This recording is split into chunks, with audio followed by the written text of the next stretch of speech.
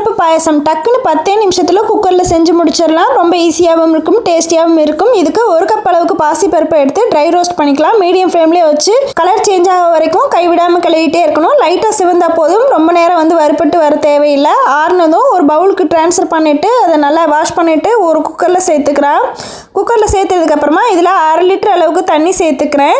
மூடி குக்கரை அடுப்பில் வச்சு 4 விசில் விட்டு எடுத்துக்கலாம். நேச்சுரலாக கூலாகி வரட்டும். 4 விசில் வந்ததுக்கப்புறமா வெங்காயம் முழுசாக திருவி எடுத்துட்டு இதில் 3 ஏலக்காய் மட்டும் சேர்த்து 1, 2, 3 பால் எடுத்து வச்சுக்கலாம். நேச்சுரலாக கூலாகி வந்ததும் பருப்பை நல்லா கரண்டியாலே மசிச்சு கொடுத்தோம்னா நல்லா குலைவாக க்ரீமியாக மாறிடும். 1 கப் அளவுக்கு வெள்ளத்தில் இதில் மூழ்கிற அளவுக்கு தண்ணி ஊற்றி கரைஞ்சி வந்தால் மட்டும் போதும். பாகுப்பதம் எதுவும் வர தேவையில்லை. வெள்ளம் கரைஞ்சி வந்ததுக்கப்புறமா ஃபில்டர் பண்ணி எடுத்துக்கலாம். கல் மண் தூசி எதுவும் இல்லாமல் இதை பாசி பருப்பில் சேர்த்துட்டு ஒரு தடவை நல்லா கட்டி இல்லாமல் கலந்து கொடுத்துட்டு திரும்பவும் அடுப்பில் வச்சு நல்லா கொதிக்க விடலாம். கொதிக்கும் போது கரண்டி வச்சு கிளறி கொடுத்துட்டே இருக்கணும், இல்லாட்டி அடி பிடிச்சிரும். லைட்டாக 1 பிஞ்ச் மட்டும் உப்பு சேர்த்துக்கிறேன்.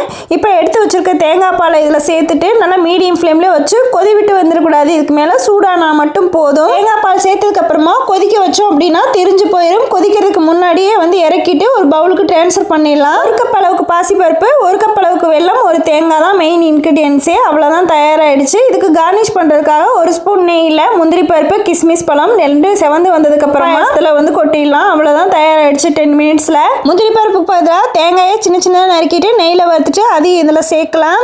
ரொம்ப டேஸ்ட்டாக தான் இருக்கும். ட்ரை பண்ணி பாருங்கள். வீடியோக்கு ஒரு லைக் கொடுத்துட்டு அப்படியே சேனலையும் ஃபாலோ பண்ணிக்கோங்க.